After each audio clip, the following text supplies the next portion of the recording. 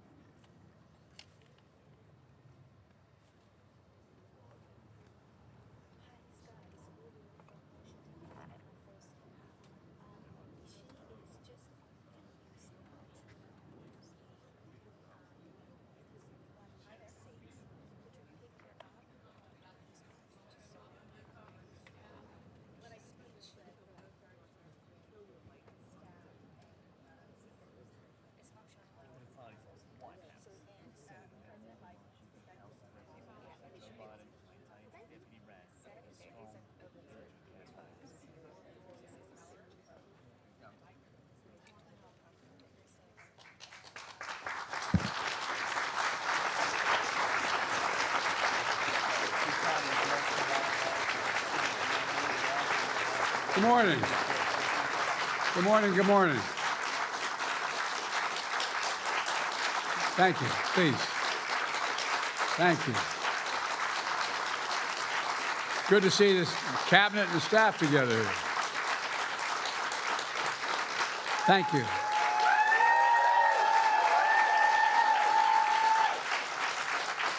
Thank you, thank you, thank you. Please. Thank you, thank you, thank you. It's good to see you all, particularly good to see my granddaughter sitting in the front row here. Hi, Finn. How are you, honey? For over 200 years, America has carried on the greatest experiment in self-government in the history of the world. And that's not hyperbole, that's a fact. We're the people. The people vote and choose their own leaders, and they do it peacefully. And we're in a democracy. The will of the people always prevails. Yesterday, I spoke with President-elect Trump to congratulate him on his victory. And I assured him that I'd direct my entire administration to work with his team to ensure a peaceful and orderly transition. That's what the American people deserve. Yesterday, I also spoke with Vice President Harris. She's been a partner and a public servant. She ran an inspiring campaign, and everyone got to see something that I learned early on to respect so much, her character. She has a backbone like a ramrod. She has great character, true character. She gave her whole heart and effort, and she and her entire team should be proud of the campaign they ran.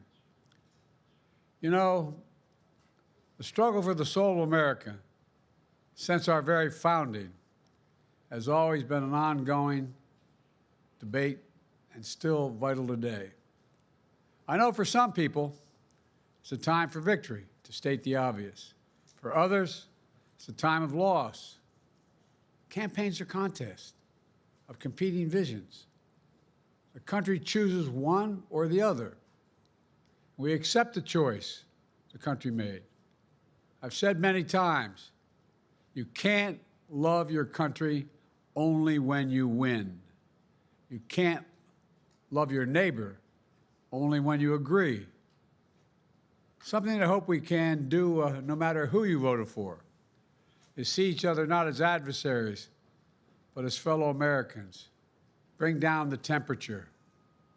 I also hope we can lay to rest the question about the integrity of the American electoral system. It is honest, it is fair, and it is transparent. And it can be trusted, win or lose. I also hope we can restore the respect for all our election workers who busted their necks and took risks at the outset. We should thank them. Thank them for staffing voting sites, counting the votes, protecting the very integrity of the election. Many of them are volunteers who do it simply out of love for their country. And as they did their duty as citizens, I will do my duty as president. I'll fulfill my oath, and I will honor the Constitution. On January 20th, we'll have a peaceful transfer of power here in America.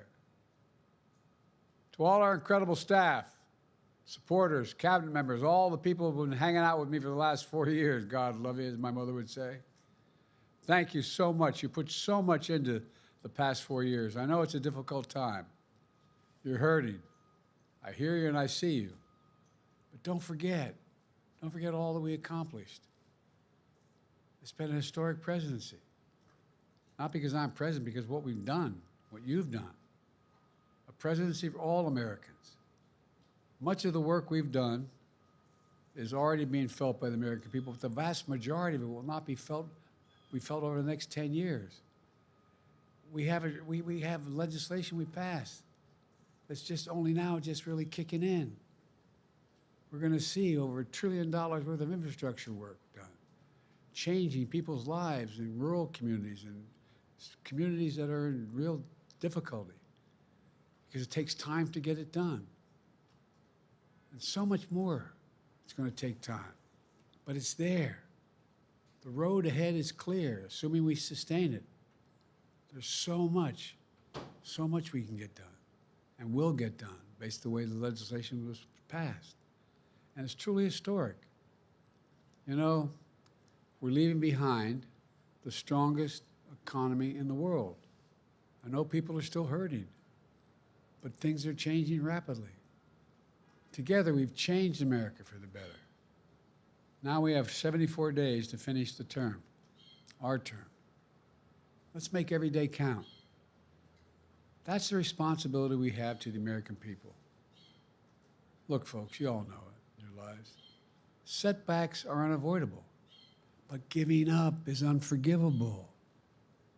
Setbacks are unavoidable, but giving up is unforgivable.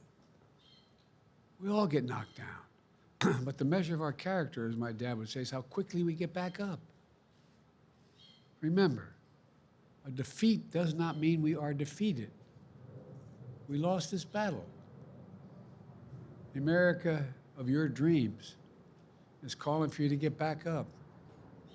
That's the story of America for over 240 years and counting.